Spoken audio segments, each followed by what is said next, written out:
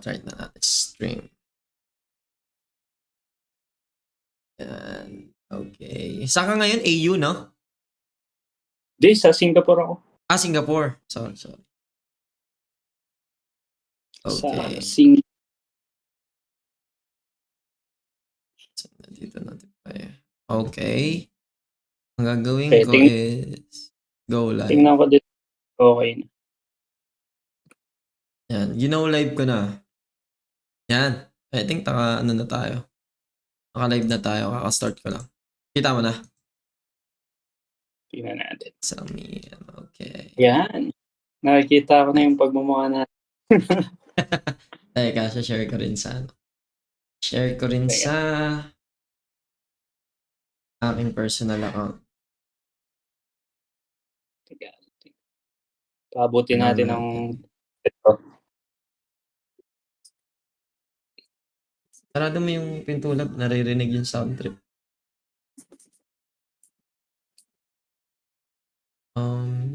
There now. Shoutout sa'yo, Boss Patrick. Yan, ipapa-shoutout agad. Ang daming followers sa'yo.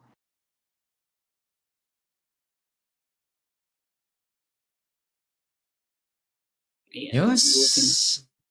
Masarap yung ganito eh. I mean, weekends. Gusto ko talaga weekends parang chismisan talaga about tech eh. Gusto kong gayahin yung mga nangyayari din sa sa mga international YouTuber din na mga programming, 'di ba? May mga ganito silang session. So sa akin parang parang stepping stone pa lang. Hindi siya ganoon ka sobrang pangmalakasan, pero at least nandoon na yung stepping stone, no? So pwedeng a little by a little na mimit natin yung ganung klaseng level. Ilan na? Grabe naman yan. Napaka-famous ni Boss Rod. Famous si Sir JP. Daliri lang parang, bilang mo lang sa daliri yung followers ko eh. Loko. Good evening guys, good evening. Good evening guys. So, ang guest natin ngayon ay walang iba kundi ang nag-iisang Sir JP ng Pinas. Hey guys, good evening. Basta. Natin sila.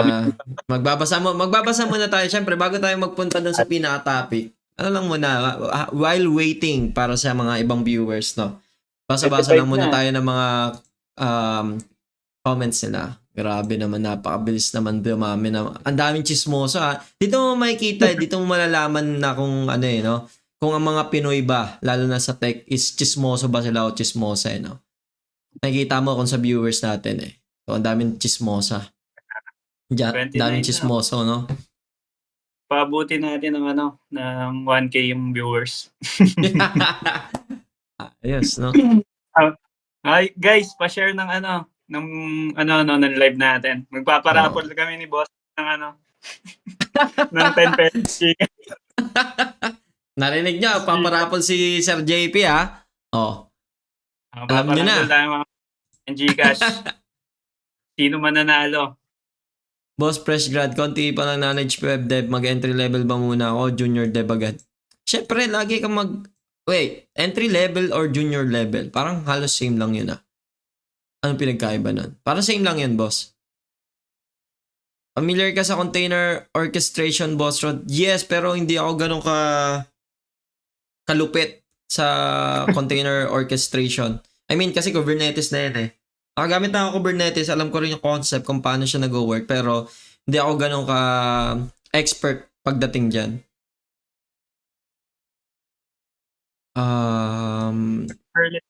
Mga orchestration. Yun ata yung mga API gateway. Hindi, container orchestration, ito yung kasi di ba pagka Docker, kumbaga, yung application mo, nilalagay mo sa container. Yun yung Docker container. So, yung ano naman, yung isa naman, which is yung Kubernetes, ang ginagawa nun, kino-container niya pa. Ino-orchestrate niya pa yung container. So, meaning parang, you can just imagine sa Docker mo, pwede kang maraming application na nakaran doon. Or I mean, dapat isang application na nakaran doon. And then ngayon, sa Docker orchestration or yung Kubernetes, meron pang isang tawag which is, nakalimutan ko yung tawag, which is service ata, yung tawag doon. And then yung service na yun is multiple container siya. So kaya tawag sa kanya, container orchestration. So Kubernetes na siya. So ang tawag na ata isang pod ng tawag doon sa isang container. And then sa loob ng yung service level is yun yung parang nakalimutan ko na yung mga term pero yun yung idea. So meron pang on top, meron pang parang group ng mga container which is yun yung Kubernetes. Kaya doon yung kaya yung mga nasa cloud or something, yan yung ginagawa nila kasi yun talaga yung ginagawa for scaling na tipong horizontal scaling ba? Oo. Tsaka yung yung maganda sa kanya is pagka may nagda-down na isa, matik may nag-up talaga agad ng another pod or another container. Tingnan natin tong Sorry. Yeah. Walang problema. Ang dami ng chismosa ngayong gabi, no? So, meron na tayong 32 viewers. Good day, Boss Rod. Correct, Boss Rod. Ang galing. Ganon Arky ng current company ko. Ganon kasi yung ganon talaga. Normal yun pagka malalaki na yung nyo or gusto nyong gawing scalable yung application nyo. Kasi sa mga cloud, ganon lang din naman behind yung ginagawa nila. It's just that ang benefit lang natin pag gumamit ng cloud is gawa na yon. Gagamitin na lang natin. Kaya binabayaran natin sila. So yung difference nun, kunyari, ikaw kung gusto mong gumawa ng sarili mong ganon na orchestration, ikaw talaga magsisetup nun. And then syempre, ang babayaran mo na lang yung server na de-deployan mo. So, ganun yung idea nun. Okay, so since meron na tayong 30 viewers, 30 na chismosa. Tingin mo, Sir JP, ma-start na ba tayo? Sige, G na natin yan. Teka, sa sa live ba nakahinto ba yung camera mo? Tingin ko nahihinto siya pagka nasa hindi active yung Okay, tingin ko okay na to. Dapat na okay. Yan. Okay, sige. So, before tayo mag-start, syempre, kailangan malaman muna natin ano ba yung topic ng Marites session natin ngayon or yung pagchichismisa natin ngayon. So basically guys, ang pinaka-topic namin for today is about code and culture IT adventures abroad. Why is that? Because si Sir JP currently working siya sa Singapore. So kung gusto niyo yung magtanong kay Sir JP, feel free na i-drop sa comment yung mga gusto niyong question. And then, kumbaga, pipigay natin ng question dapat si Sir JP about ano bang mga possible na question natin kasi sa ibang bansa siya nag-work. Ano ba yung mga tingin nyong mga gusto nyong malaman kung plano nyong mag-work sa ibang bansa? So ayun, siguro before tayo mag-start, kailangan muna syempre ng introduction. Kasi ako hindi na ako introduce ang sarili ko kasi sawan-sawa na sa mga pagmumukha ko itong mga viewers natin. So dapat si Sir JP naman ang pinaka magpapapogi ngayon. Okay guys, good evening sa Philippines. My name is JP. So, isa akong software engineer na nakabase dito sa Singapore. So, I used to work in IT for the last 8 years now. So, technology stack, I am a .NET serverless developer. So, I do Lambda function, Azure function sa work. Then, sometimes front end din, pero pampalipas oras lang. Tapos, I'm also one of the community leads at Angular Philippines. And then one of the founder of Student Developers Philippines. So, thank you, Boss Rod, for having me here sa page mo. Sure. I'm very honored to be here, guys. Napaka-idol niya ni Boss Rod, Actually, ako ngayong honor. Kita nyo naman, guys, di ba? Ang dami ng achievement nitong guest natin for today, si Sir JP, di ba? Ang dami niyang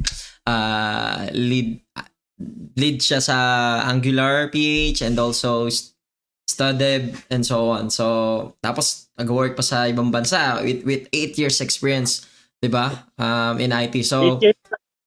yeah, I mean, 8 years lang, di ba? Nilalang niya lang yung 8 years, pero marami na yun. I mean, parang kumbaga marami na siyang napagdaanan na pagsubok, kumbaga. Well, yun. So, thank you. Well, first of all, thank you, Sir JP, sa pag-accept ng invitation para dito sa ating chismisa. Alright, siguro, okay. Ang first question siguro ako na muna magko-question, no? And then, next is yung question na natin sa mga comments. Siguro ang question ko is, anong difference ng working ka sa local versus working ka sa ibang bansa? And then, ano yung pros and cons na nakikita mo for each? Sige. No? So, umpisa muna tayo sa Philippines. Actually, yun, mahirap yung transpo sa atin sa Pilipinas. As in, sobrang hirap nung transpo. I mean, going to work, then going to work and going from work to going home, no? So, sobrang hirap. So, tagal ng biyahe natin, lalo sa mga taga Manila, no? Mga taga Bulacan, taga Rizal, taga South. Kung ang trabaho mo is galing sa sa BGC ka nagtatrabaho tapos uwi ka ng Bulacan or kahit Quezon City, Diyos ko, grabe. Sobrang hirap nung traffic. Tapos na-experience ko din siya kaya din sa BGC ako nagtatrabaho, umuwi ako ng Rizal. Tapos ang pasok ko 9 a.m. usually. Then, gigising ako ng umaga, 5 a.m., no? Sobrang aga, super aga niya.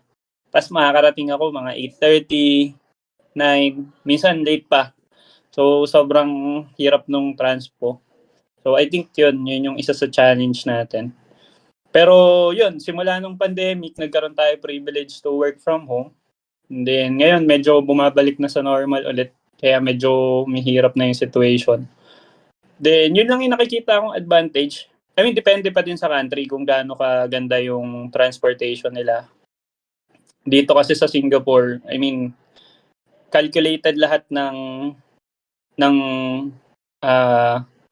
oras ng pasok mo, kung saan ka pupunta.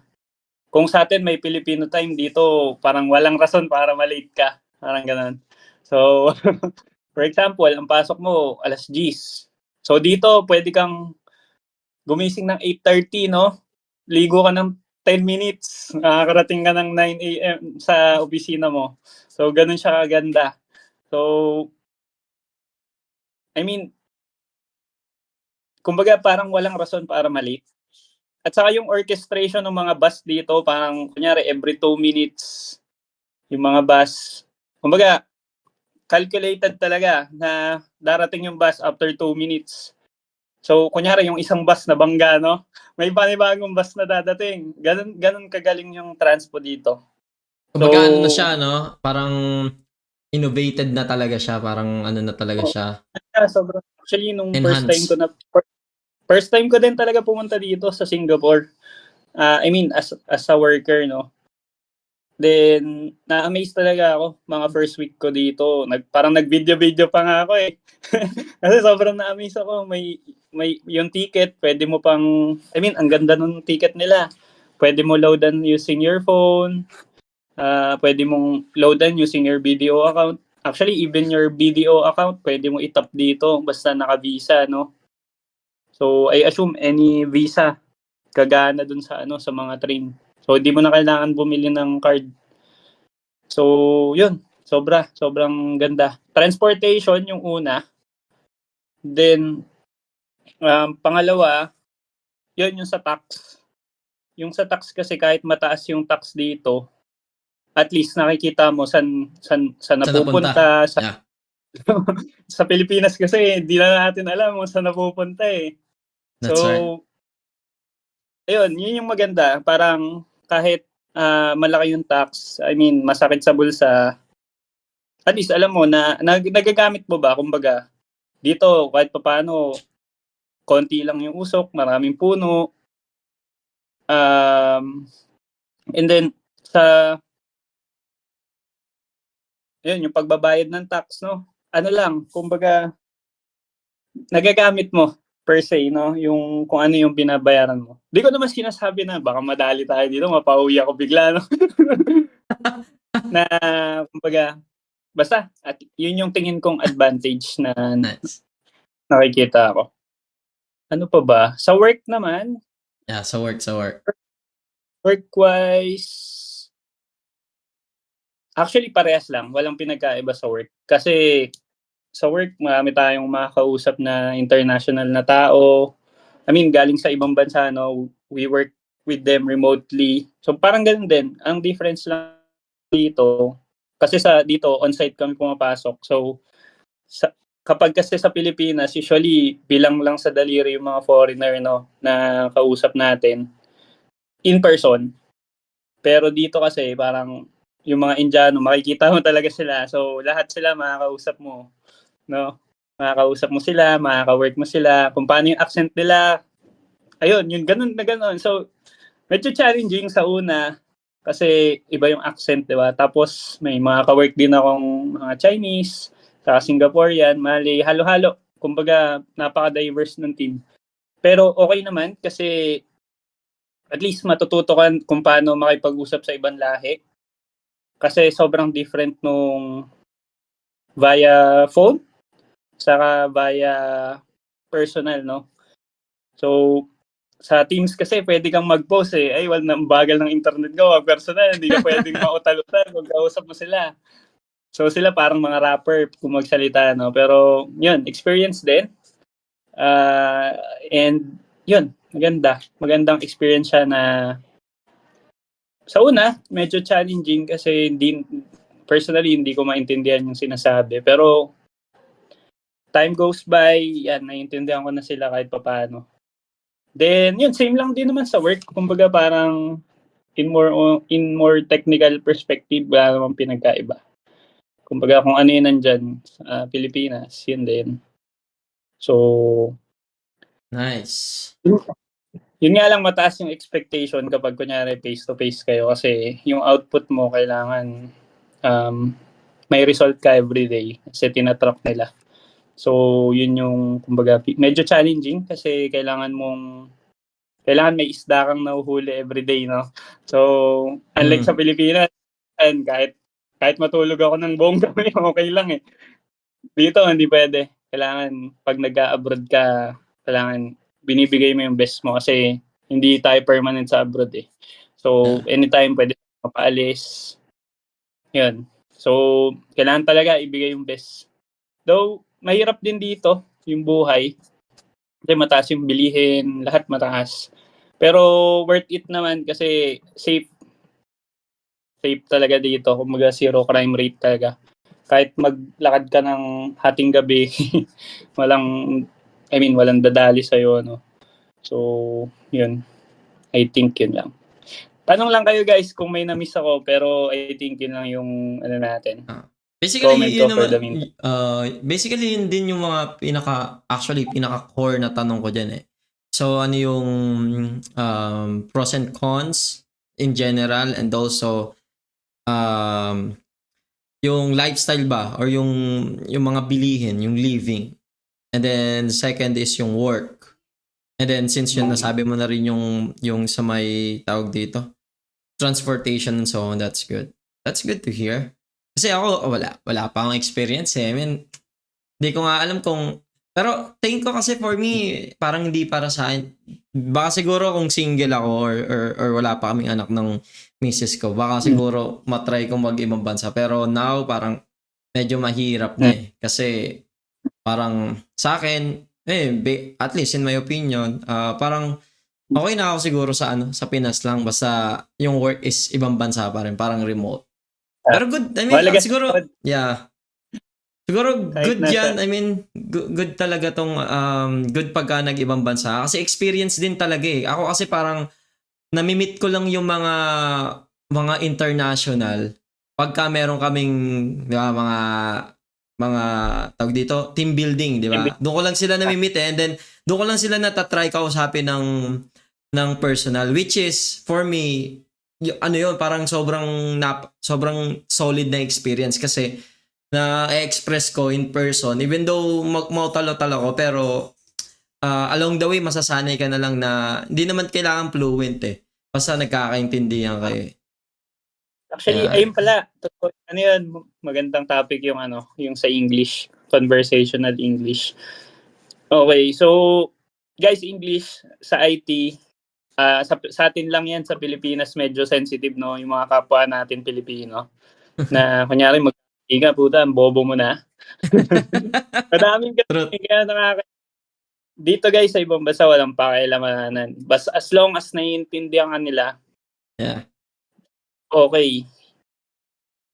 Though tayo minsan natatawa tayo pag nagsasalita sila. So, two-way. Pero Yeah. may gusto, no? Yeah, parang same lang kasi, di ba? Pagka nasa ibang bansa yung mga kausap mo, same lang din naman, hindi rin naman kasi sila fluent eh. So, sometimes din talaga di mo sila maintindihan, which is natural, di ba? Kaya parang for me, yung conversational na English, okay na yun eh. Basta kaya mo ma-express yung dapat mong gustong i-express. And enough na yun. Tapos pala guys, every country may different English culture. May different way of saying things. Na-realize ko yan nung napunta ako dito sa Singapore, no? So, dito sa Singapore, may mga specific words sila na different sa British sa US English, no? So, yun, may mga words sila na siguro pag bago ka dito, maninibago ka. Yung parang nila, yes nila dito, ang tawag can. Ken, gano'n. Ken. Oh, O parang, interesting. instead na tatanungin mo ako, kaya mo to gawin? Tapos sasagutin nila, can or cannot lang. Kumbaga yun yung yes or no nila. Kunyari, bibili ka ng soft drink sa sa supermarket, ganyan. Malamig ba to or kahit basta yun yung sasagot mo, yun yung yes nila. Can, gano'n. So I see. sobrang actually na ako na nanibago ako kasi British English yung nagamit ko usually sa UK. US. So yun. Kumbaga, it doesn't matter guys kung tama or mali yung grammar mo, no. So walang pakialam yung ibang Ibang local. lahi. Kasi as long as alam nilang foreigner ka, hindi ka taga dito, they will understand you. So, pero mas maganda, hindi ko sinasabi na wag na kayong mag-aral ng English, no.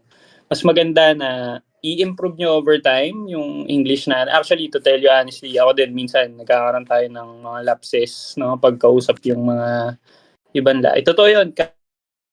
Kami mga nandito sa ibang bansa nagkakamali kami. Tao lang din. So, normal yun. Kumbaga, kung may Pilipinong di marunong mag-English, tulungan nyo na lang, guys. Kasi bottom line, pare-pares din tayo sa Pilipino. Di ba? Pare-pares din tayo nanonood ng FIBA. Diba? Huwag nyo natawanan. I-guide nyo na how to teach them. Ganyan lang, tulungan lang tayo. Kahit, daw na tawanan nyo 1 minuto, pero tulungan nyo na lang. Ganyan na lang. Kasi nasa talaga, dugo natin ang pagiging marites. So, additional to that, ako ang ginagawa ko kasi, ewan ko parang nakasanayan ko na lang siguro. Kasi hindi talaga ganun ka-rich yung vocabulary words ko eh. So parang sometimes talaga meron akong lag moment pagka nakikipag-usap. Pero, hindi ako parang, di ba, pagka hindi ko na masabi, hindi ako ng ganon. I mean, ng Parang ginagawa ko, nagpa-post lang ako, tapos ini-internalize ko ano yung dapat na word. Tapos, wala, parang, siguro, parang, pwede yung gawin yung, siguro, isang technique, no, na instead na magsabi kayo ng kung ano-ano, parang mag-post lang kayo saglit. Kasi okay lang yun eh. Okay lang yun sa kunyari, sa discussion, ganito, ganyan. Iniisip mo yung word. Understandable yun, especially pagka working ka internationally. Kasi malalaman naman nila na solid ka, mabilis ka ba mag-English, kumbaga sila sa ibang bansa sila nag-a-adjust. Ayun na lang yung ano, sila nag-a-adjust din. So, tayo din naman, 'di ba? Nag-a-adjust din sa kanila, especially sa mga Indiano, 'di ba? Nag-a-adjust tayo kasi 'di ba? Ganun sila magsalita, para nilalamon nila yung mga words, 'di ba? So, same lang siya. I mean, ano lang talaga, ang pinaka maarte lang talaga sa English. Pinas lang talaga. Kaya sa local talaga parang umano ako sa ano eh. Kaya umalis talaga ako sa local na work. Dahil doon. Kasi sobrang, alam mo yun, napakataas ng standard. Tsaka, may part na pagka hindi ka talaga magaling sa English, parang, alam mo yun, parang nadja-judge ka or something. Pero hindi ka naman nilalahat, no? Pero, madalas kasi, parang parang parang, ewan ko ba ba't ganun yung mindset ng Pinoy eh. Ang measurement nila sa pagiging magaling ng isang tao is magaling mag-English. Which is dapat hindi. So, lalo na sa dev. Kasi pagka dev ka, hindi mo kailangan maging fluent sa English kasi hindi ka naman hindi ka naman speaker, hindi ka naman journalist, di ba? So, engineer tayo eh. So, dapat conversational lang. So, at least, syempre, dapat conversational. Ayun siguro, yung wag ka mag-stick or mag-stay na ito lang yung English speaking level mo na diyan ka lang always. Dapat unti-unti ini-improve mo siya. Hindi naman need ng sobrang bilis na improvement, pero dapat may improvement. So, yun. So, ngayon, gawin natin, Sir JP, since yun yung mga tanong natin. Siguro magbasa tayo ng comments or nakikita mo ba yung live natin? Siguro pili ka ng mga nagko-question dito at ikaw na bahala sumagot. And then, follow up lang ako, backup mo lang ako dito. Dami pala, no? Dami na nag-comment eh. Oo, dami. Yan, si Bashni, Boss Rod, may as if matututo pa ako ng HTML, CSS, JS at React. Possible daw ba, Boss Rod, kung makakuha siya ng work sa IT industry? I think pwede naman. As a React JS developer. Marami naman. Paano ba yung ano ba yung word sa mo yun? Merong word na di ko maalala pero English yun eh. Parang don't settle for less. Ay, yung tamang word doon. Na, let's say for example, meron kayong parang analogy na lang. Meron kayong alam na ABC. Diba? ABC, alam nyo na to, ABC. Siguro sa akin lagi kong question dyan, mag-i-stay ka lang ba sa ABC or dadagdagan mo siya ng D pagka mag-a-apply ka ng trabaho? Diba? For me, I always, let's say, alam ko na yung ABC na to. Lagi ako nagdadagdag ng at least isa or at least, hindi ko na sinabing aralin yung buo, pero at least meron kayong idea dun sa ibang technology or concept or something. Kasi parang ang nangyayari, kung always lang nating iniisip is ito yung level na to, ito yung standard, which is good. I mean, that's fine. Pero always make sure na isipin nyo ano yung magiging difference nyo dun sa ibang mag-a-apply na meron ka same na level nyo. So, siguro, yun yung parang pinaka-general advice ko. Parang every time you have this standard na kailangan sa isang employee, always make sure na meron kayong baon, meron kayong karga, di ba? Na another knowledge pagka mag-a-apply. I agree. Okay. Posible yan, Bashni. Pero dagdagan mo ng konti, no? Yan, TypeScript. Aral ka ng TypeScript. Kaya JavaScript na vanilla or ES or yung latest. Possible ba mo? Tapos, damihan mo din yung search mo. Kunyari, huwag ka mag-apply ng 10. Mag-apply ka ng 200. Ganon.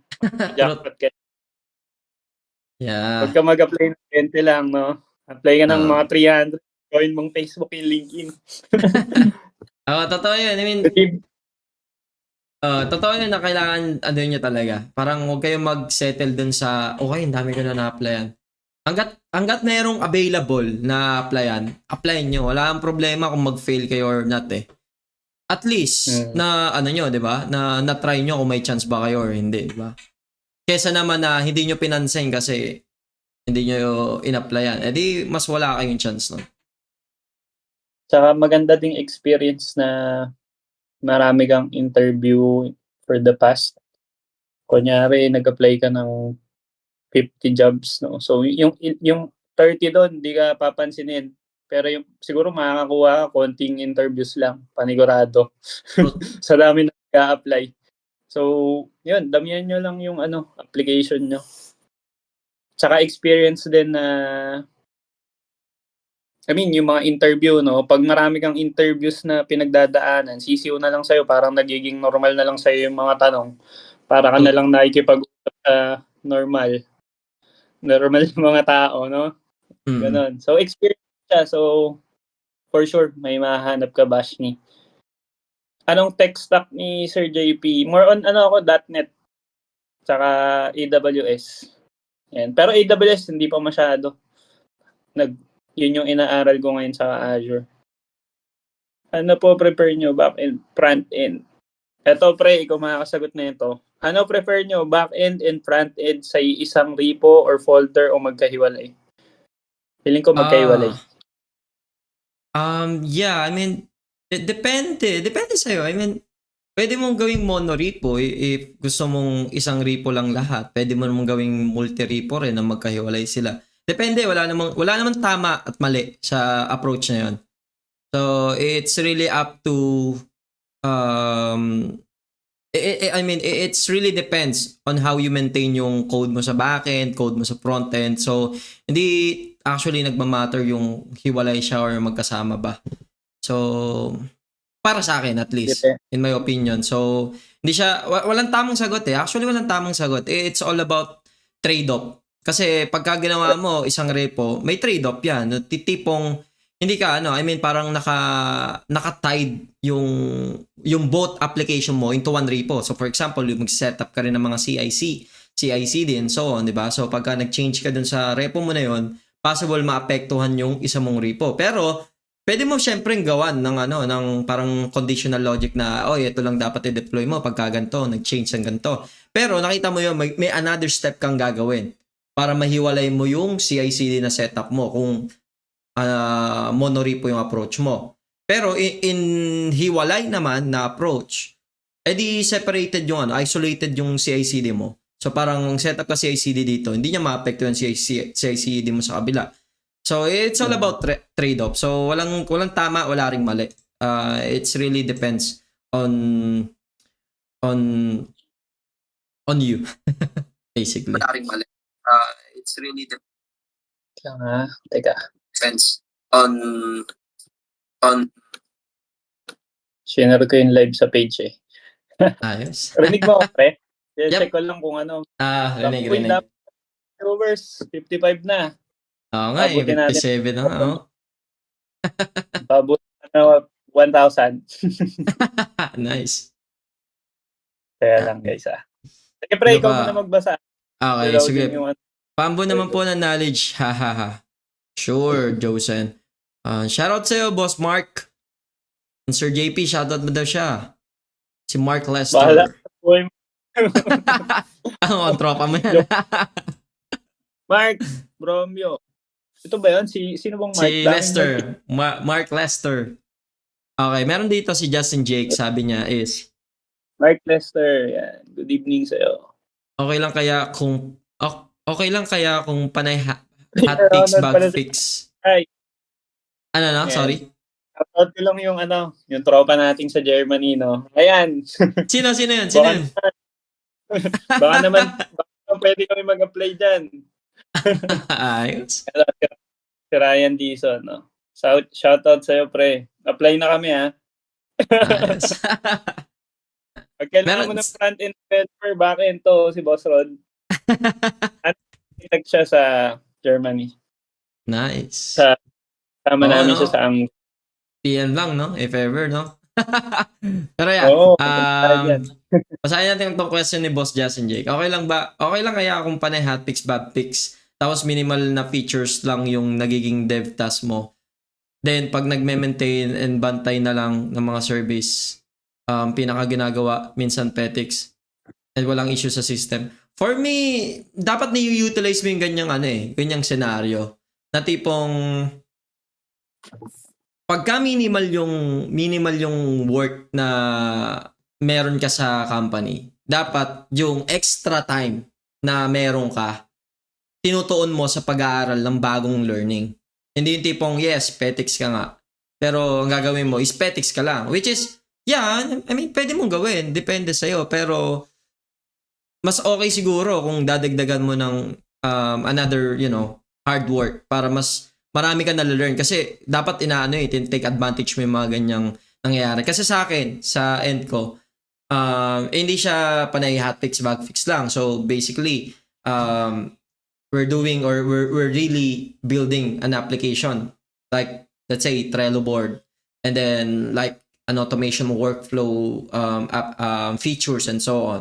But I still have the time na mag-aral ng another things para lang alam mo yun, ma-update ko kung anong meron sa industry or sa IT ngayon. So ganun ko siya ginagawa. So Guys, yep. don't waste time. Actually, normal lang magpahinga, no? Pero normal lang.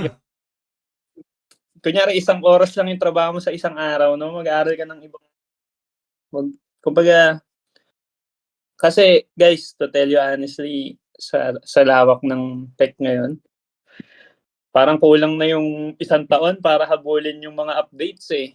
Lalo sa .NET, sabi ko, ang daming updates. Parang nauuna pa yung updates kaysa sa akin.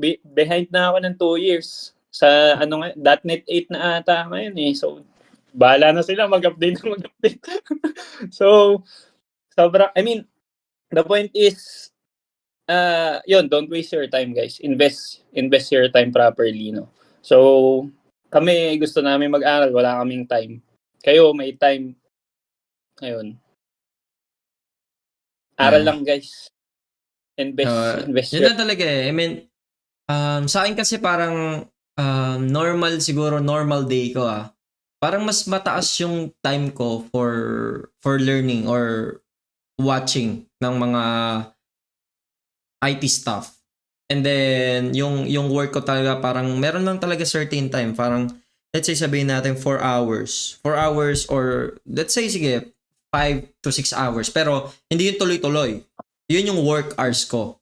Kumbaga depende na yun. Ayun yung parang for me na yung matagal or normal average hours ko sa pagtatrabaho. And then the rest of my time, even kunyari nagre-relax ako. Sometimes nakikinig lang ako ng podcast and so on. Kasi ang laking tulong niya eh, especially nung time na hindi talaga ako ganun kagaling sa English. Na tipong wala lang, parang nakikinig lang ako tapos na-adapt ko na lang kung paano nila sabihin yun. Pero hindi pa rin ako magaling talaga magaling sobra sa English, pero medyo confident na ako makipag-usap sa mga alam mo yun, sa mga international o ibang lahi. Kasi alam mo yun, na may natutunan ako na technology, and then at the same time natuto rin akong or may bago akong natutunan kung paano makipag-communicate using, English speaking.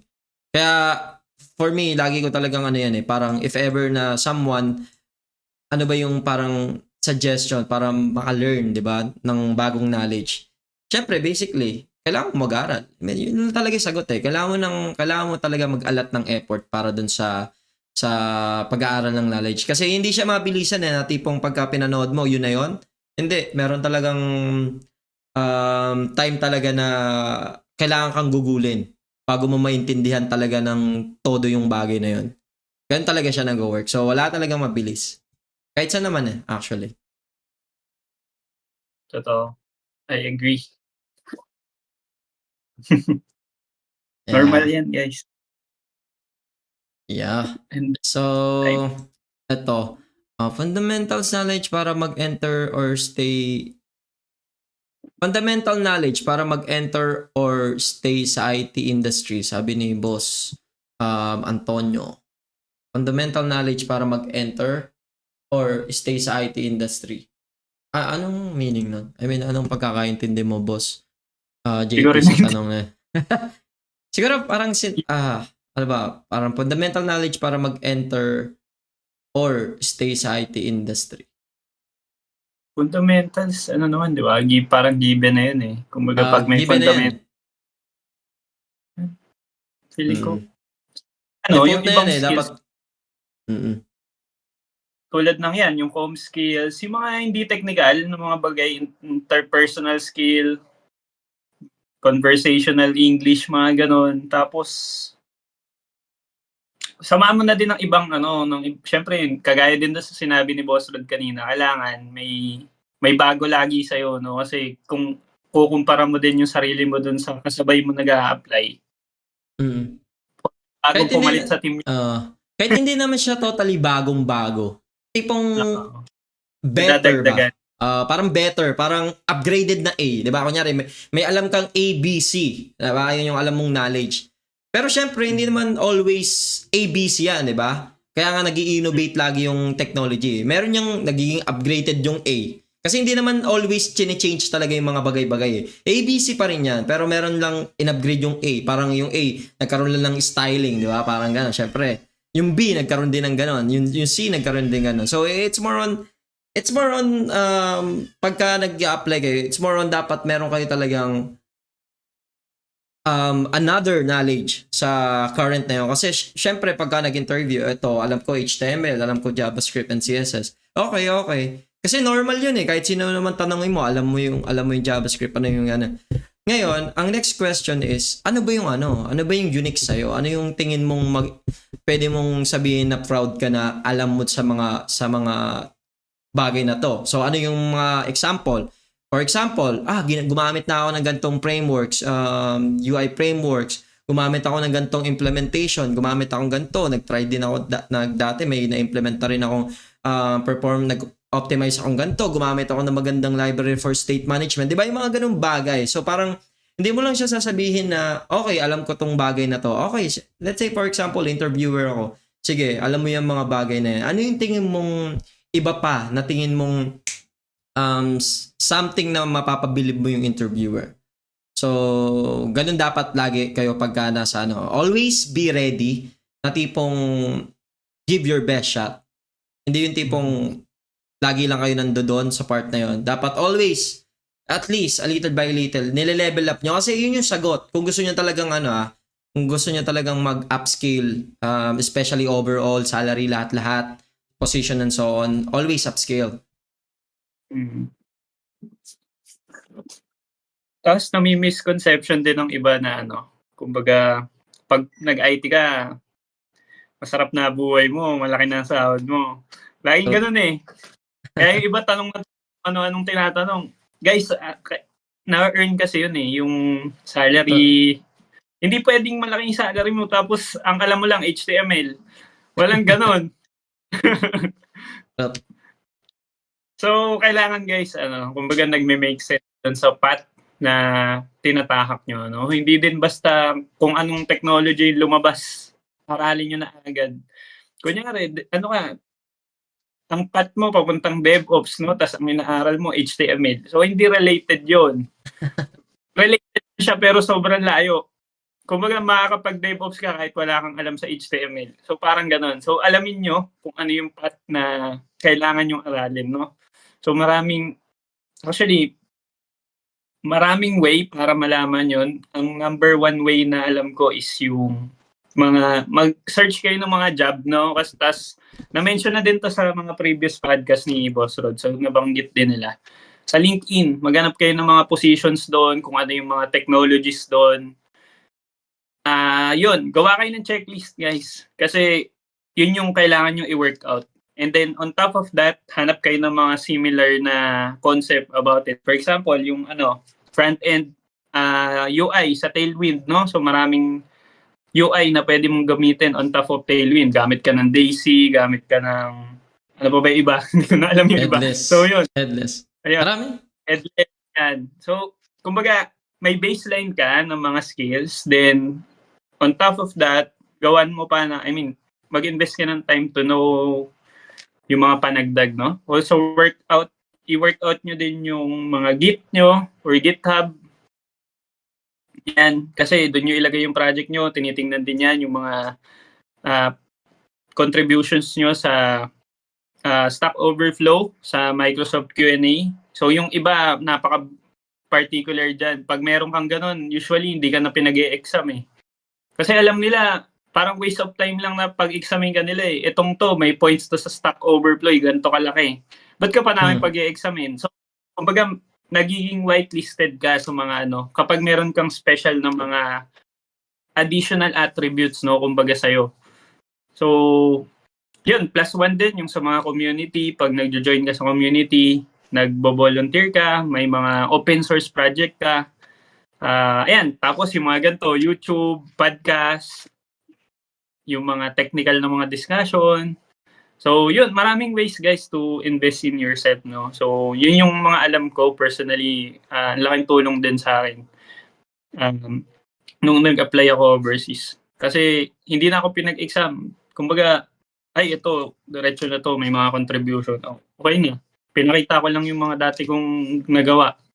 Tapos, may interview din, technical interview, pero ayun, okay naman. Parang manager to manager na lang yung usapan, ganun. So, hindi na masyadong technical, kumbaga. Yung project na lang yung pinag-uusap. So, yun. Minsan ganun. Yeah. Okay. Sige, basa muna tayo ipa pa mga question. Kaya ba wala experience ma-hire sa ibang bansa? Sabi ni Boss Emmanuel. Parang hindi ata. Ah. Kasi guys, tinitingnan nila kung ano yung maaambag mo sa bansa nila, no? So, totoo yun. Kumbaga, pwede ka mag-apply, pero depende sa work kung ano yung work na applyan mo. So, pero hindi ko naman sinasabing imposible, pero most cases, experience yung hinahanap nila. Kasi hindi ka na nila iti-train para.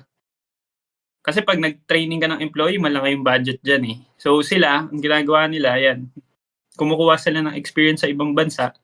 I mean, ng experience employee galing sa ibang bansa. Tapos yun yung hinahire nila. Pero yung iba, nakakahanap, kumbaga, nagso-student sila, then working student, ganun yung path. Lalo sa Australia, maraming ganun. Yung isa sa kaibigan ko pumunta na doon. Nag-aral siya. Tapos part-time work. So pwede naman siguro. Pero depende sa ma-applyan mo kung ano yung prefer nila. Apply lang ng apply. Yeah, so second question kay Boss Nerwin. Paano pag wala pang working experience? Pwede ba mag-apply sa mga job posting na may required years of experience? Parang lagi ito natatanong. Kumbaga Wala parang always log ba? Parang ganun yung yung usapan na to eh. Pero una, actually mga ganito, parang, talaga yan eh. I mean, pwede mong gawin yan. Pwede mong gawin, pero sugal. Diba? Kasi kunyari, for example, ikaw may sarili kang business. Diba? May sarili kang business. And then, parang pandisalan. Kunyari, pandisalan yung business mo. So ngayon, may hiring, di ba? May hiring. Oy, kailangan ko ng ano tawag dun sa gumagawa ng mga tinapay. Sabi natin, basta panadero. Sabi natin panadero, di ba? Okay, panadero, merong sa panadero. Hiring. So ngayon, ikaw, kunyari, wala akong experience sa panadero. Mag-apply ako doon. Anong tingin niyo magiging outcome?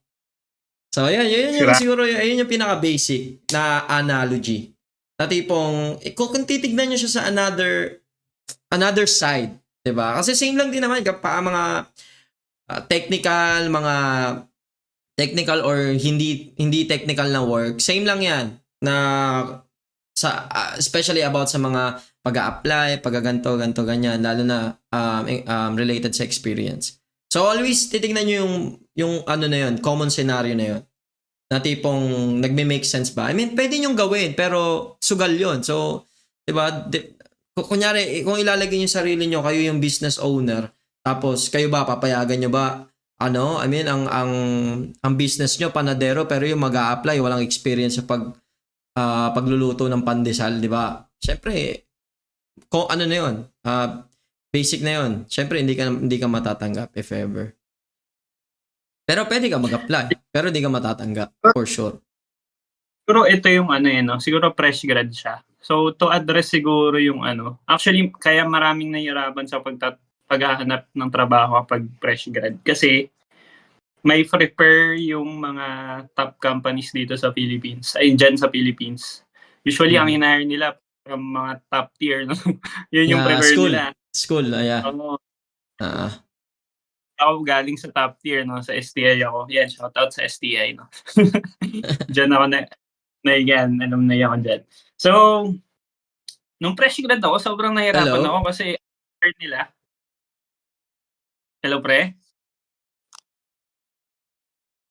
Hello? Diyan ka?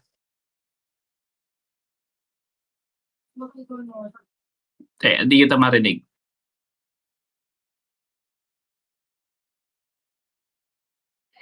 Hello. Sorry guys. Ano lang yung commercial. May tumawag lang sa lobby. Kasi yung next speaker mamaya, pero mamaya pa man 9 pa yun. Pupunta kasi dito sa bahay. So nasa baba na sila. Yeah. Okay, sige, continue tayo. Sorry. Meron tayong commercial. Oh, nga pala. Go ahead. Ano yung sa tayo naputol, Boss JP? Fresh grad eh. Feeling ko kaya siya nahihirap. Marami kasing gantong case, yung mga fresh grad, walang experience, tapos mag-a-apply ng programmer. Yeah. Guys, bago kayo mag-apply ng work as a programmer, dapat may personal project kayo, no? Libre lang yun. Maghanap kayo ng mga kumpanya dyan, maliliit na kumpanya, gawan nyo for free. Wala kayong choice, kailangan nyo sila gawan for free. Kasi kailangan nyo yung business nila to compensate your profile. Kasi pag wala kang project, wala, hindi sila maniniwala kung same analogy pa rin doon sa panadero, no? Concept na paano ka magiging panadero kung di ka marunong mag-bake. So parang ganun lang. Then ngayon, pag marunong ka na mag-bake, may paggawa ka na ng tinapay, picturean mo, pakita mo sa nila. So ganun lang, upload nyo sa GitHub. Ayan, gawa kayo portfolio, no? So usually, nung time ko talaga, nahirapan ako mag-apply. Ang ginawa ko, nag-print ako ng mga screenshot ginawa ko dati. Hindi pa ako marunong mag-GitHub nun eh. 2019, 2019 ba yun? 2000. Kalimutan ko na. Sobrang tagal na. Rinid ko lang. Tapos sa boss ko, boss, ito yung gawa ko. Sorry, hindi ko na na-upload sa internet. Mas gusto ko ipakita sa'yo eh. Ganun lang. Parang pagka gusto mo talaga magkaroon ng edge sa mga other candidates, kailangan mo talagang gawin yun. Magkaroon ka ng something special, kumbaga. Okay. Yun yung kailangan din. Kung paano. Punta tayo sa next question. So actually, next na dapat si Mark. Tapos nag-send ngayon si Mark ng 99 star. So, ito na. May question siya. So, Sir, C# Blazor ako ngayon. Ano ba maganda aralin or gawin na system? May knowledge na ako pero hindi pa talaga ganun kagaling. Kasi palipat-lipat ako ng language. Nag-WordPress ako and React ako dati. Tapos ngayon C# Blazor naman. Kaya gusto ko mag-settle dito. Gusto ko maging magaling sa isang language. So Blazor daw siya ngayon, C# Blazor. And gusto niya daw mag-settle dito. Ano daw bang tingin mo na mapapayo mo sa kanya? Actually, ako lagi, parang last Friday, sa totoong tanong na to eh, nag-aaral ako Blazor. Ngayon, inaaral ko yung bagong Blazor. So, medyo may idea na ako kay Blazor, no? Pero, since C# siya, mag-invest ka ng time, wag sa Blazor masyado. Kasi, konti pa lang yung mga company na gumagamit niyan ngayon. Kasi, actually, I'm not sure why, pero bagong technology kasi siya. So, I suggest na aralin mo muna yung C# kasi C# pa din yan in a nutshell eh. Web lang siya, para siyang Angular or React na C# version. So, ganun lang siya. Ganun lang si Blazor. Then, hindi mo maaaral si Blazor kung hindi ka marunong mag-Razor. So, kailangan mo munang aralin yung ASP.NET MVC or ASP.NET web forms, mga ganon. So, balikan mo muna yun. Then bago yon, I suggest mag-aral ka muna ng C# Foundation. Kasi yun talaga. Kumbaga madali na lahat kahit anong, kasi yung mga yan, UI lang yan eh. Bottom line C# pa din yan. So, para siyang JavaScript, no? JavaScript, tas kung kahit saan pwede mo na siya gamitin. So, pare-pares lang. So, ito sa case na to, .NET infrastructure naman siya. So, C#, yun yung foundation kung gusto mong mag-invest. Huwag ka kay Blazor mag-invest, kay C# ka mag-invest kasi technically, yan din yung path ko dati. C# lang inaral ko, tapos ayun, madali ko na naintindihan yung ASP.NET MVC, ASP.NET Web API, yung architecture side din, kasi C# pa din eh, yung base niya. So, ayun, mag-settle ka na lang sa sa C# muna. Then, balitaan mo kami kapag marunong ka na kasi dyan lang din talaga magmumula yun. Maganda yung Blazor, actually.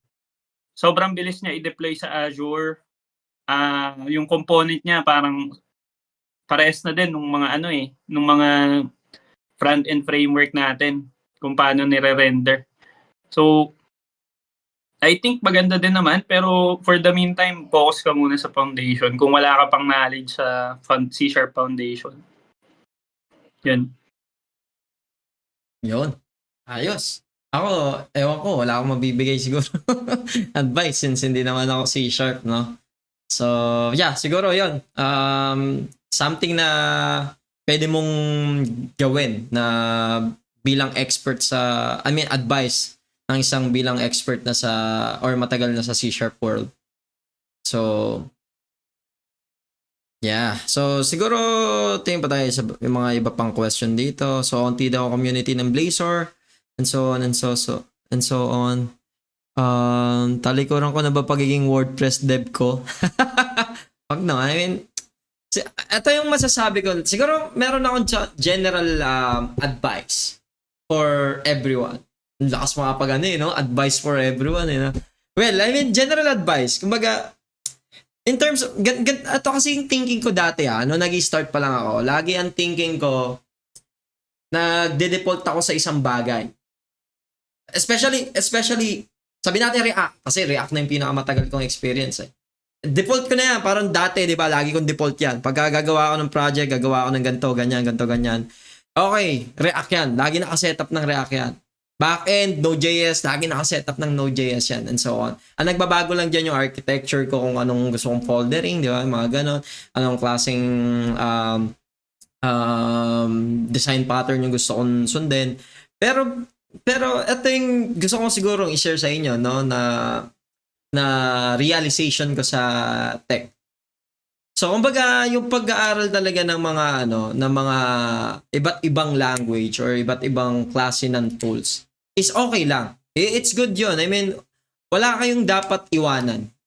Always stay nyo pa rin yun. Well, kung napag-aralan nyo na yun at naintindihan nyo talaga, mag-stay talaga sa inyo yan kasi yung concept is there, yung idea is there. Kumbaga, hindi nyo siya totally need iwanan. So, for me, siguro, ang pinaka-advice is wala talagang default It's all about measuring kung ano ba talaga yung tamang tool sa application na gusto nyong i-build. So basically, kung gusto nyo mag-aral ng maraming tool, mas okay. For me, at least for me, no? Mas okay kung marami kayong tool option. Isipin nyo na lang, ganito yan. Analogy ulit. Kasi tingin ko mas madaling mas madaling mag-explain kung analogy yung gagamitin So, ganito, kunyari, gagawa ako ng bahay. Isipin na lang natin, gagawa ako ng bahay. Tapos, isipin nyo yung tools ko is 3 lang. Diba? 3 lang yung tools ko. Para meron akong lagare, meron akong martilyo, tapos mga pako. Diba? Yun lang yung tools ko. Gagawa akong bahay. Makakagawa ba ako? Sabihin natin, given na yung mga yung mga materyales or ibang part. Oo, makakagawa ako nun, 'di ba? Makakagawa ako nun. Pero anong difference pagka marami kang tools? Marami kang alam, 'di ba? Marami kang option. Ano ba yung dapat mong gamitin sa part na to? Ano bang dapat mong gamitin sa part na to? Ano bang mas better? Yung dati mo bang ginagawa o yung bago mong natutunan na tool? 'Di ba? It is something na kailangan siguro natin i-take as as something na kailangan natin every time na gagawa tayo ng isang bagay. Kailangan siguro natin i-check na lang ano ba yung mas okay na tool. Is it React? Is it Vue? Is it Angular? Kasi at the end of the day, lahat naman yan same output eh. Para sa akin kasi, ang nangyayari sa akin ngayon, kung sino yung pinaka-simple, dun ako. Kung sino yung may pinaka-less na complexity, dun ako. So, parang, for me, as much as possible, kung gagawa ko ng bagong application, as much as possible, siguro baka mag-lay low ako sa paggamit ng frameworks. Why is that?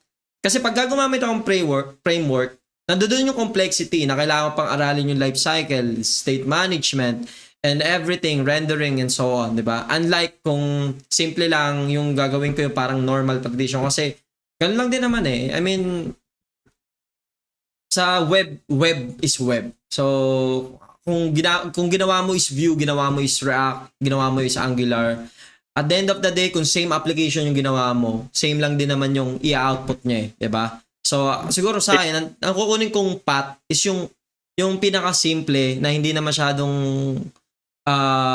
complex, di ba? I mean, siguro para sa akin siguro. Hindi siya siguro mag-a-apply sa lahat. Pero at least siguro hopefully somehow dun sa mga bago is wag kayo masyadong parang alam mo yun, parang ano kayang dapat kong aralin ganto ganyan. Unahin niyo muna kung saan kayo comfortable. Pagka comfortable kayo doon yung aralin kasi doon nag-i-start yung yung thinking nyo eh. Doon nag-i-start din ma-develop yung mas okay na mental model nyo sa paggawa ng isang bagay. Kunyari, Vue. Diba? Kunyari, nahirapan ako sa React kasi yung mga use effect, yung ganito, nahirapan ako. Di mag-try ka ng iba. Mag-try ka ng Vue. Mag-try ka ng Angular. Mag-try ka ng Solid. Diba? It's up to you. It's Svelte. So, kung saan ka muna doon ka mag-stick muna. And then, if na-meet mo na something like, for example, if na-meet mo na yung part na medyo, tingin ko parang nasa na ako, medyo ang dami ko nang alam dito. Try to learn new things. Which is, it's not bad. I mean, sasabihin nila, ito pinaka-sinasabi ng iba, ng mga beater, na pagka full stack daw master of something, jack of all trades, pero master of none, di ba? Something like that. Pero, I would rather go with that path kasi mas marami kang option. Kasi, wala namang I mean, parang, wala namang ganun ka, yes, I think, I can agree na meron talagang magagaling sa isang language kung mag-i-stick ka doon. Yes, I mean, that's fine. Pero hindi naman all the time, yun yung kailangan na language mo sa mga ibang problema. Diba? Kaya nga engineer, kaya nga tayo software engineer. We're solving the problem. So, yung mga technology naman is, hindi lahat ng problema is kayang i-solve ng technology na yun. So, mas okay talaga kung meron kayong iba't ibang knowledge. So, wag kayong masyadong papekto sa full stack, ganito, ganyan. Hayaan nyo yun sila. So, parang, ang nakikita ko sa mga gano'n kasi parang sasabihin nila, full stack ko, yung daming alam, ganito, ganyan, master of none. So what, di ba? So what? At least ako, marami akong alam na pwede kong i-enhance pa along the way, di ba? Yun. Next question. Next! Pagbasaan na, Boss JP. Grabe nagko-comment pre. Kaya mo yan. WebAssembly or server. Yan. Feeling ko Blazor to eh. Hindi ko alam kay Mark. Siya yung nag-aaral. Ayan. Pero tuloy mo lang yan. Okay yung Blazor. Promise. Hindi nila ilalabas yan sa buong daigdig kung walang kwenta yan. Konti yung community niyan kasi bago pa lang. Pero kung titingnan mo yung improvement niya sa kung gaano siya bilis, maraming mag-i-invest ng solid yan. Sir Rod, teka, basa ako pre. Go lang. Gusto daw, Sir Rod, Boss Rod. Gusto ko matuto. Yung classmate ko ng high school yan, si Justin. Kailan ng tutorial or something, magbasa ka ng articles about fundamentals or basic concept ng programming, matututo ka din yan. Ayan. Tips mo sa akin, boss, first year college, accept na mga project sa iba. May nag-accept ng request na ibang college student. Boss, CS fresh grad ako. 2 months na ako job hunting. Natatabunan, pre. Sorry, nakawin Kaya pa mo ba? yan. Ang dami nagko-comment eh.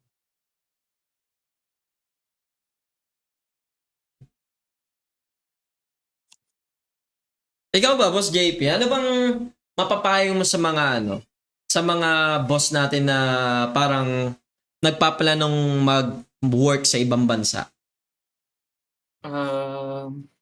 Actually, mahirap siya. So, kasi number one thing yung currency.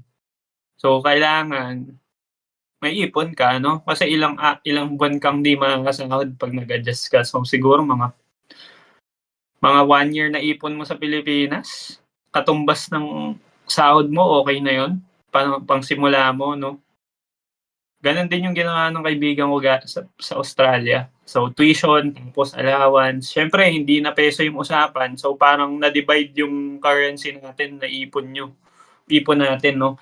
So, for example, may ipon ako 1M. Yung 1M na value ng pera ko sa Pilipinas, pagdating sa ibang bansa, parang nade-divide yun. Kumbaga, bumababa yung currency natin kasi mababa yung currency natin, di ba? Tumataas yung dolyari. So, yun, ipon muna.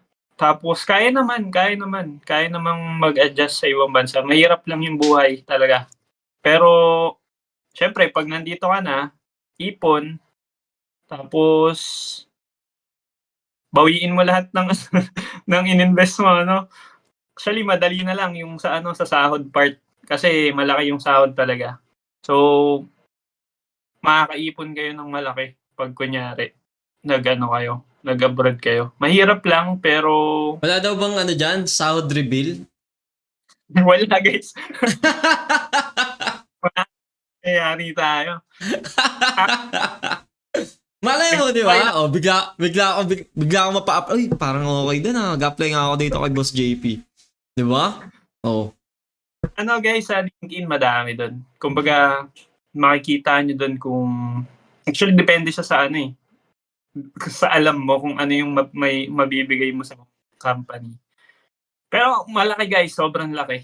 Kumbaga, Parang kalahating milyon ba yan? Mga ganon? Mga ganon ba yan, Sir JP?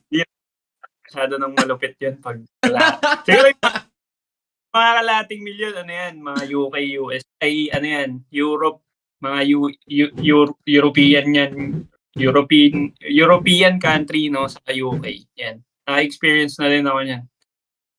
Pero hindi pa ako umabot ng 500. Hindi pa ako Diyos eh. Nasaan na lang si Boss JP ngayon? 499k per month. Ayan na-reveal na yung sahod ni Boss JP. Wala nga yung pre. Sobrang, ano nga ganun, no? Kailan Sana ganun na. Ayun, may question. Senior dev ka na ba daw, boss? Actually, nung sa Pilipinas, nag-dev lead ako sa Pilipinas. Tapos, nung nandito, na lang ako, software engineer. Kumbaga, parang, kumbaga kasi, pag nag-lead ka kasi, parang, hawakan ng mga tao, di ba? Parang, binabalik ko pa. Nung nag-lead ako, okay naman, pero parang naboryong ako, na-miss ko yung coding. So, ayoko din maging tech lead kasi mas gusto ko yung nagko-code kaysa mas nagmamanage ng mga tao. No? Parang na-bored ako nung nag-manage ako ng tao. I used to be a lead doon sa work ko sa Pilipinas. So, kung may mga galing dito sa Atos, no, or may nagbabalak sa Atos, yan, isa ako sa tech lead doon. Then, ako, kumbaga, hindi ko na pernerso yung leadership role kasi nakaka-board. Sinubukan ko lang. Mahirap talaga mag-lead role. Kahit ako sa Fulcrum at saka sa current ko ngayon at saka sa ibang work ko before, always lead, ganito ako, senior dev and so on. Ang pinakamahirap na part yun talaga, yung pag-handle ng tao. Kasi hindi mo talaga mapiplease din lahat na tipong, sometimes talaga, meron talagang ano, di ba? Parang relaxing. Hindi mo naman mapipilit na, hey, pre, may kailangan tayong ganito, ganyan, di ba? Parang ikaw pa yung mamimilit instead na kung magiging individual contributor ka lang, wala kang iisipin, magko-code ka lang, di ba? Wala kang management shit and so on. So, Ay, error lang yung problema mo sa buhay. di ba? Mga bug lang, gano'n. Oy, meron parang bumalik yung ticket mo. Yun lang yung problema mo eh. So, Actually, kaya sa... Senior Yan, no? lab, hindi rin ako nag-senior dito. Kasi parang sabi ko, magta-try muna ako sa baba. Kasi di ko pa alam culture. Mamaya mabigla ako eh. Iba pala yung na. senior. Oh, ganun pa naman sa ibang bansa. Iba talaga yung level ng seniority nila. Especially sa mga ano na, sa mga US, sa UK, yan. Iba talaga yung seniority level nila. Pero siguro depende pa rin sa ano, sa company siguro. Kasi siguro hindi pa rin Iba talaga ako nakakahanap ng ano, ng ibang Nakamit ka na. malalakas siguro. Pero kasi Nakamit ka na. normally nangyayari ano eh. 'Di ba senior level and so on. Pagkapasok ko doon sa company na 'yon, senior siya, 'di ba? Senior siya and then syempre senior din ako. Pero makikita mong hindi siya ganun kagaling. Hindi siya ganun ka-senior. Naging senior lang siya because of the experience. Pero in terms of skills, meron talaga mga tao na experience lang talaga na base. Kaya siya naging senior. Kaya hindi ko rin masabi na kung karamihan ba ng sa ibang bansa, mga seniority level nila is mga matataas ba talaga? Depende siya sa company actually. Siguro kung corporate, pwede pa. Pero kung mga startup or something, hindi. I mean, kaya natin may paglabanan or may sabayan sa kanila. Oo. Mahirap, ayan, may comment si Wayne, no? Mahirap magka-culture shock. So, yun, kaya I decided to go low muna. Then, let's see what's gonna happen. Kasi, lalabas naman yan kung magaling ka eh. Kumbaga, mapopromote ka, makikita nila yan. Truth. Then, yun, parang I decided to, actually, naging senior na din ako sa Accenture. Associate, kumbaga, senior developer din. Pero iba-iba yan kada company, iba-iba yung structure niyan. Sa dami ng napuntang kong company. Iba-iba talaga. Kumbaga tama si Boss Rod minsan yung mga leads natin, kumbaga hindi sila yung ano eh. Actually, yung lead ko din ngayon, di ko masyadong iba yung pagka-lead niya eh. Kumbaga hindi masyadong technical na di mo maintindihan, pero senior dev siya. So, iba-iba kada company.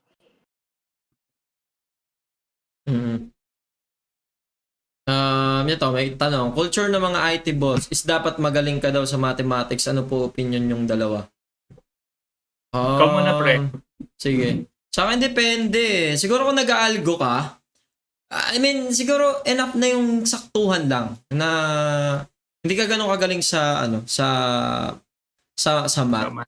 Kasi pero kailangan pa rin kasi kailangan mo pa rin yung math. Meron talaga kasing mga part na sa code nyo na kailangan nyo talagang i-compute or something. Especially, kunyari, ang mga application nyo is something nag-generate ng mga reports and so on. Siyempre, kailangan mo ng computation skill, like basic math. Pero kung gusto mo ng mga, like yung may mga cosine and so on, alam ko nagagamit siya sa programming, pero hindi na siya dun sa normal or typical programming na level or mga software engineer level. Kasi yung mga magagaling talaga sa math na mayroon talaga silang mga computation and so on, iba na yun eh. Parang may ginagawa na silang algo no na may nilulutos na silang problema. Pero yun, sobrang rare nun eh. Magiging normal lang sa'yo yun kung ang pinaka-work mo na is, sabi natin, seniority level ka na ang always, ang hinahanap mo ng problema is gumawa ng algo na mas mapapabilis yung ganto ganyan. Pero hindi lahat math. Kasi, pero related siya sa math, pero hindi siya totally lahat math. May mga pa rin, may mga computation siya. Kahit ako, hindi ako magaling sa math eh. I mean, siguro basic math na kaya naman and so on, na nakapag-compute. Pero yung may mga computation talaga na solid na medyo mahirap din sa akin. Pero, well, hindi naman problema yun. Depende talaga yun. Kung may gusto ka talagang tahakin na mas mataas na level na gagamiting algo, ganito. Pero, Yeah, like what I said, siguro magagamit mo yung sobrang galing mo sa math if ever, sa mga computational level na tipong mag-sudo kayo ng ng performance na tipong ano to, n squared ba to, o square root of n, may mga ganun may mga ganung part, pero hindi ko masyado naiintindihan yung basta sa akin, basic lang muna. I mean, parang pagka nandoon na yung problema, saka ako na siguro siya aaralin.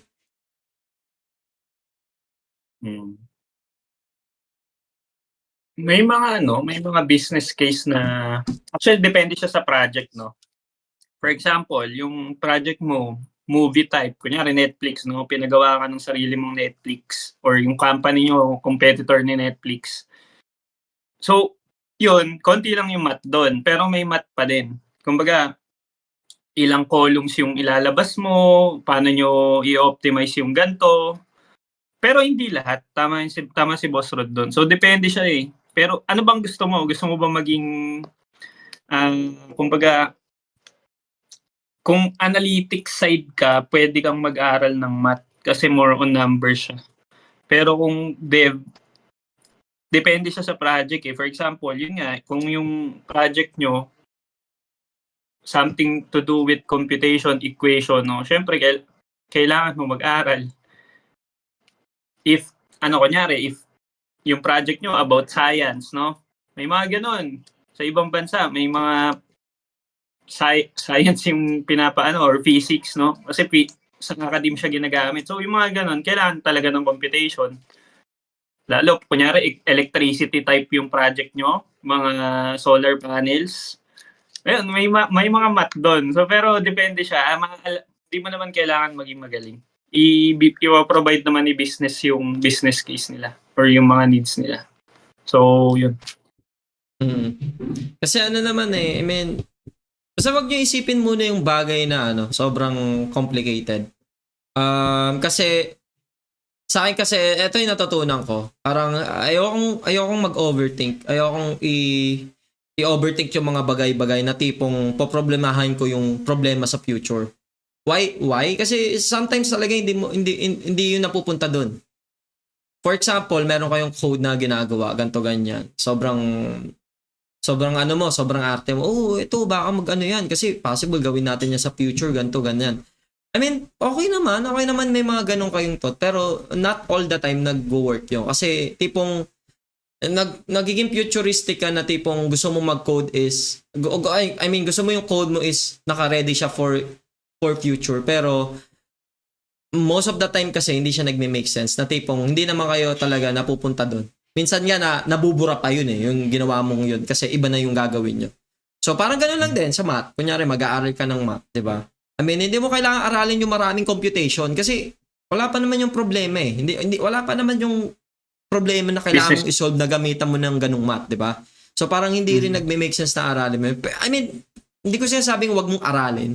Okay siyang aralin, pero for me, basic lang muna is enough. Lalo na sa programming kasi hindi mo kailangan talaga maging mathematician.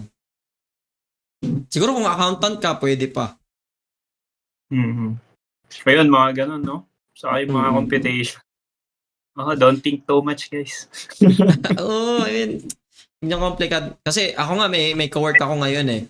3 na lang kami CEO, ako, at saka isang dev. Kumbaga, parang nangyayari, siya, sobrang simpleng bagay, gusto niya ganto ganyan, na ayaw niyang nako-correct or something. Which, for me, parang waste of time na kailangan ko pa siyang, kailangan ko pa siyang paulit-ulitin na explanation, parang mas okay itong ganto ganyan. Kasi pagka close-minded talaga yung isang tao, hindi mo talaga siya mapipilit. Kaya ako parang nag-lay low sa kanya. Nabala ka sa buhay mo. Kasi kung gusto mong i-overcomplicate, overestimate yung mga bagay-bagay, it's up to you. Kasi para sa akin, doon ako lagi sa simple.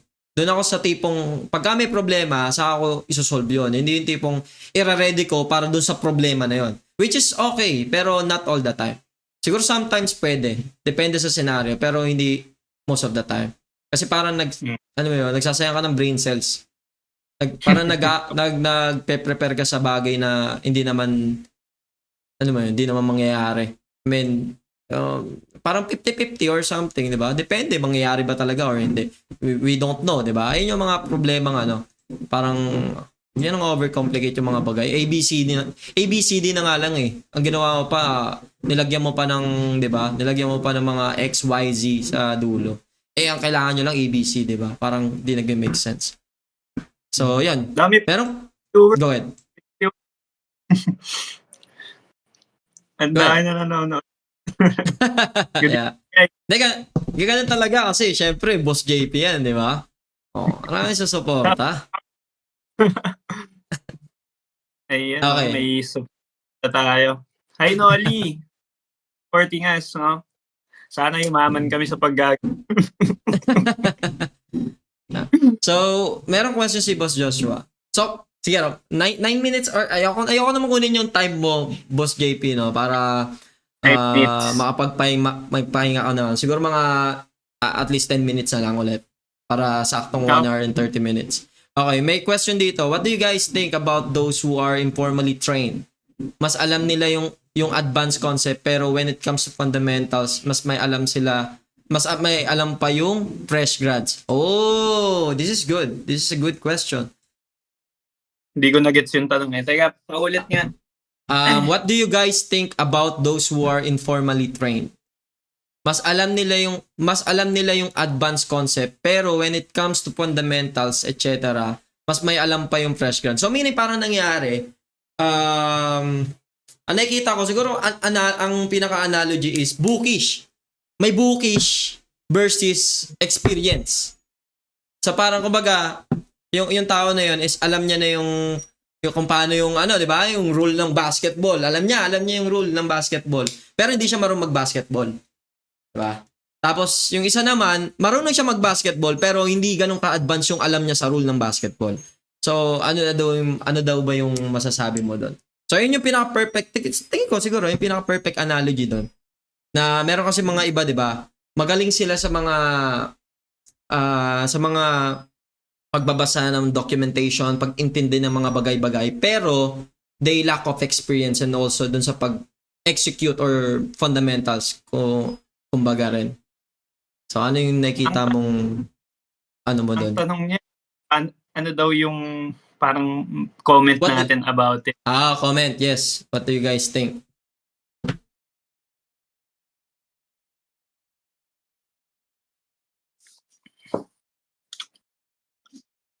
So, siguro ako, ang comment ko, no, anong nakikita ko? Siguro, ako niyan. Ano ba to? Saan mo ba siyang senaryo gustong ilagay? Mahirap lang kasi hindi ko alam kung saan mo siya gustong senaryo ilagay eh. Pero kasi meron talagang mga ganong tao na ito pinakamagandang example. Parang may mga kasi, hindi naman ako sa basher, no? Hindi ako sa basher or something. Wala akong gustong patamaan or something. Meron kasing 'di ba mga ibang tao like nung AWS community before. Meron doon parang ang dami niyang certificate, 'di ba? Lahat nakuha niya yung certificate.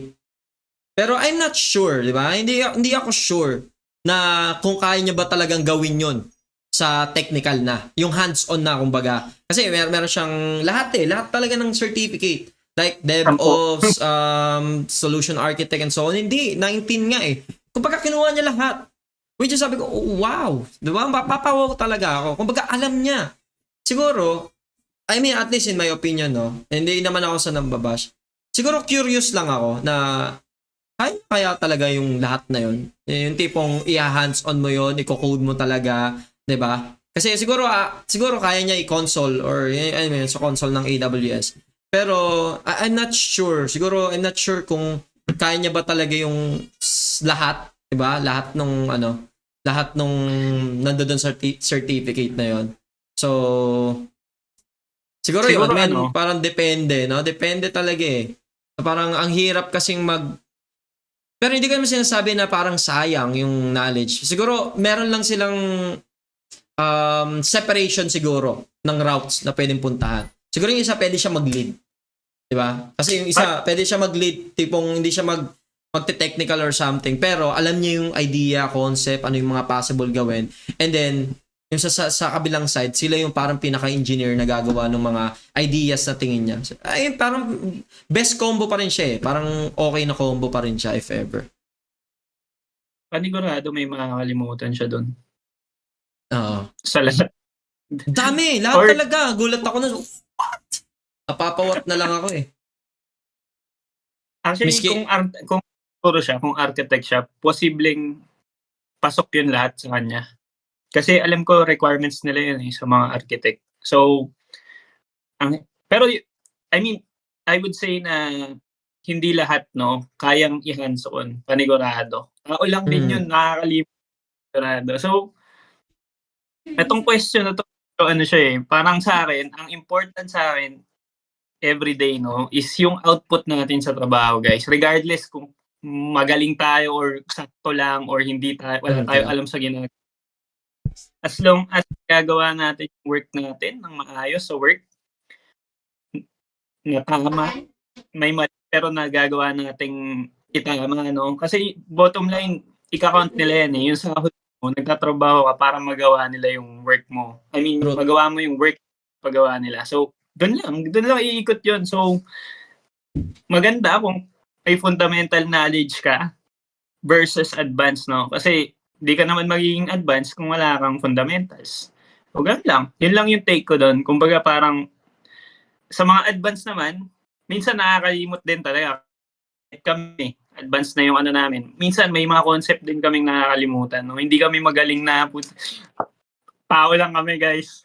Hindi kami machine, Hindi kami dictionary, So, nung nakaraan, may talk ako sa parang Filipino Web Development Peers Group yun. So, nakalimutan ko yung CSS kung paano gamitin yung ibang bagay doon. So, sabi ko, tao lang guys, sorry. So, normal yun. Normal yan. Kayo, parang ang tagal ko na di nag-CSS. Nakalimutan ko na yung kung paano ilalagay sa ilalim yung picture tas may background sa taas. Ano to? So, normal yun guys. Isipin nyo mga ganyan. Invest pa rin sa sarili nyo, bottom line. Yun yung importante. Kasi normal yun, kahit kami mga nandito na sa ibang bansa, tao lang nakakalimot din. Nagkakamali din tayo. Bottom line, ang importante magawa na yung work nyo sa isang araw. So, I think that's the best answer for it. Yeah. For me. Yeah. I mean, yun lang talaga. Yung parang, if ever talaga na Gwapo Iba daw pa ng rin. gupit mo. tropa ko yan. Mga bashers natin yan eh. So, yun. I mean, yun lang. I mean, parang yun lang talaga naman talaga ang bottom line. I mean, parang if you really want to, parang paulit-ulit na nga eh. So, sorry guys. I mean, parang ulit-ulit na yung, yung advice ko, Pero yun talaga kasi, I mean, parang if ever na ang advice ko is paulit-ulit, meaning yun lang talaga yung naiisip kong way kung gusto nyong maging isang magaling din sa programming. So, di ko sinasabing sobrang galing ko, Pero I can say, na meron talaga akong ibubuga if ever. So yan, I mean, parang always. Sila. Yung mga Filipino Web Development peers, Subscribe kayo kay Boss Rod, guys. Marami kayong makikita tutorial sa... I mean, ang dami ko naka-ready. Ang dami ko naka-ready mga tutorials. Pero, di ba? Let's see. Kaya drop natin yung YouTube natin. Yung YouTube ko wala nang kwenta eh. Loko. Yan. Subscribe kayo dyan. Nakasubscribe ako dyan, mga boss. Kay Boss JP. Tingnan nyo lang. Napapalaan nyo dyan. Yan, kay Boss Rod. Punta kayo kay Boss Rod, guys. Ang dami. Hindi nauubos, pre. Sige, siguro Alright. If 5 minutes, last 5 minutes. Sige, Okay, pagbigyan last 5 natin. minutes. For sure. Dami yung mayaman dyan. Lunch na ng course. Hindi ko sure. I mean, ang nagawa ko parang Well, di ko pa alam pero ang dami na nakalatag sa akin sa Trello na mga R&Ds and so on. So, and also sa paggawa or pag-record ng mga tools. Kasi ang dami ng tools actually na gusto kong gawin. And then I wanted to share that to you guys, syempre, di ba? So, Ano ba Iki? Magtayo na tayo ng school. mahirap din. I mean, actually, ayoko rin mag-school. Why? Kasi hassle din siya na tipong kailangan mo siyang i-manage. Mahirap. Gusto ko yung something na balance na tipong hindi ako ganun sobrang busy. Pero, nakakapag-share pa rin ako sa community. So, parang balance lang. Tingnan natin. I mean, let's see what will happen. Yes. Looking forward tayo dyan, guys, kay Boston. Sige guys, drop na kayo. Last 2 question, no? Last For 2 tonight. question daw. Last 2 question for today. Paano pagka sinabi, no? Single ka daw ba, Boss JP? Yon. Kaso puro lalaki yung nagko-comment, no? Kasal na. Tahimik.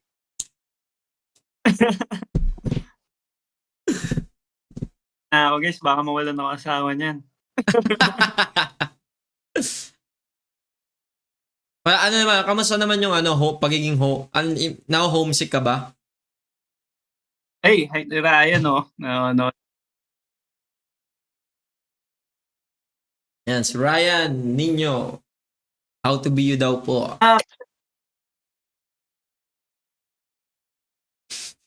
Homesick, no? Hindi naman masyado kasi I used to be outside the country din.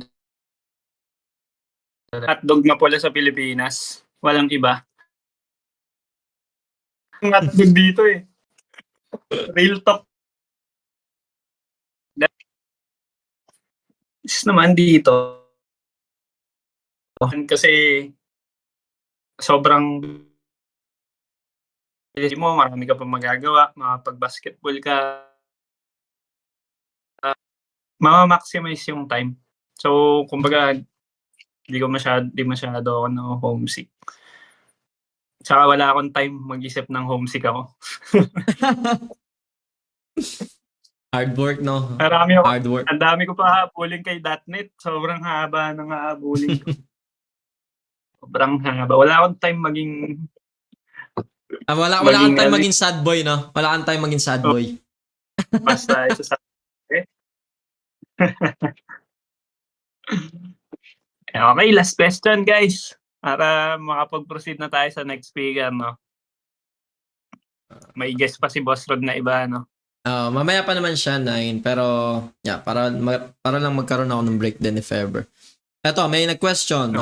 Ask lang ulit mga sir, thoughts on going front-end first on corpo before going into back-end or full stack. Like even if may experience ka na ba as front-end, babalik ka ba as junior pag nag-transition sa back-end? Ayun. Sabi niya parang nangyari is front-end siya na sa corpo, una. Pero may babalik siya into full stack or back-end. Like if may experience ka na sa front end, babalik ka ba sa junior pag nag-transition ka into back end? Actually sa akin, walang problema kung magpabalik-balik ka sa junior. Kahit baby pa Mas maganda yung sahod Yun ang importante sa akin Kahit maging baby pa ako, kahit tutusan ako ng boss ko, mas taas sahod, walang problema sa akin. Actually, depende yan guys sa company. Pero sa experience ko, hindi naman ako bumalik sa kumbaga, ako kasi I don't mind kung associate ako, kung ganito lang level ko, kung may boss sa akin. Kasi wala akong pakialam sa corporate ladder to tell you honestly. Hindi ako isasabi niyan sa buhay ko. Truth. Sahod lang ang importante sa akin. So, regardless of the position, regardless of the tech stack, kung passion siguro yung usapan, syempre depende yan kung gaano ka complex yung project. Kung ikaw na front-end ka ngayon, tapos gusto mo mag-back-end, tapos yung project na papasukan mo, pulang-pula na, nasa ano na sila, nasa danger zone na sila na kailangan nila isolve yung project nila kasi kung ano-ano nang lumalabas. Siyempre, hindi ka para doon. Kumbaga parang, ang i-hire nila yung senior kasi magkokos ka pa ng ano doon, nagdadagdag ka pa sa problema kung bago ka pala sa back-end, di ba? So, wala ka din makakontribute. In the nutshell, parang depende kung i-accept ka nila. Depende sa level. Pero wala naman ako na experience na bumaba yung sahod ko nung nagpalit ako ng Wag lang bababa sahod. Yun ang ano eh. Yun lang ang wag lang bababa sahod. Kasi title lang naman yan if ever. Oo, doon lang guys. Wag na tayong magpatumpik-tumpik ba doon din. Doon din lang. Yun din naman yung end goal eh, di ba? Yun naman yung end goal eh. Oo, doon. Wag na tayo magpakipot. Ba't ka magbabakit kung konti lang sahod mo, nabawasan pa. Eh, di wag front-end ka na lang habang buhay. Diba? Practical. I mean, makes sense, di ba? Doon lang din yun. Sige, last question na talaga. Sakto na natin, 8:40. Boss Rod, ito. May, parang ito na yung, ano kanina eh. HTML, CSS, JS eh. Ano yung kaninang question eh. May nag-copy-paste. Anong tanong Ito, alin ba ang madaling agency or direct company daw? Direct agency saan? Depende yan eh kung saan mo sa mga mag-a-apply. Madaling agency or direct company siguro sa ibang bansa to if ever. Sa Singapore, pumunta ka sa government site, madami doon ng mga company dito. Sa ibang bansa, meron silang listahan ng mga agencies, ng mga legal na nag-hire ng foreign worker. Pwede kayong mag-apply sa website nila directly. So, dito sa Singapore, yan, meron. Hanapin nyo lang yung listahan. Sa Australia, meron din. Hindi ko lang alam sa ibang bansa. Sa LinkedIn, guys, sobrang dami. Europe, US, Canada, dami. Pero pahirapan lang talaga. Kasi nga, syempre, doon pa din yun. Depende pa din kung ano maaambag mo sa kanila. Kung malupit ka, edi ikaw na. Ayun, malaki chance mo. Kaya, yan lang. Nice. Ako, di naman ako malupit. Nakachamba lang ako eh. Nag-300 application ako. Ang dami rin. To tell you honestly guys, ako ilang beses din akong bumagsak. Kasi minsan ganyan, ano yan eh, yung position na ina-applyan natin, hindi nagme-make sense dun sa current na skill set natin. Usually nangyayari yun.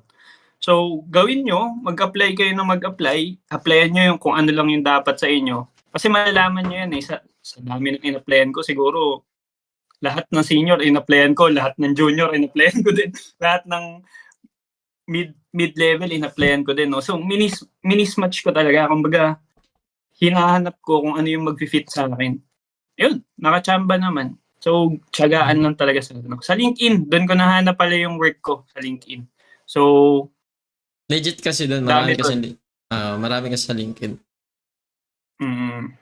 I-workout nyo din pala yung LinkedIn profile nyo kasi syempre LinkedIn yun. Titingnan nila, unang step is titingnan nila yung LinkedIn profile nyo. So, invest time on updating it in real time. Okay, sige. I think that's it. That's it, pre. Ngayong gabi, Alright. no? Hopefully, Thank you. magkasama na kita sa isang frame. I mean, hindi naman to yung last, di ba? So syempre, possible magkaroon pa tayo ng mga susunod na tech talk eh. And let's see, di ba? I mean, let's keep it up. Diba? Let's keep it going. Hey guys, Kaya kailangan payamanin natin yung yung community or IT community ng Pinas. Ayos. So yun, pala i-invite kita somewhere dyan sa mga community natin. I-invite kita as speaker. Basta schedule lang natin kasi alam mo naman, diba? Schedule is the most important thing. Actually ako, wala na akong available na araw ngayong December. Siningit talaga kita dito eh. Kasi grabe naman, no? tagal nating di nagkausap ngayon ulit eh. Ayun, siguro next year. Yan, guys. Makakapag-usap-usap kami next year. Nice. Thanks, Ayos. guys, for having me. Thank you Ingat. everyone. So stop ko na yung ano natin, stream.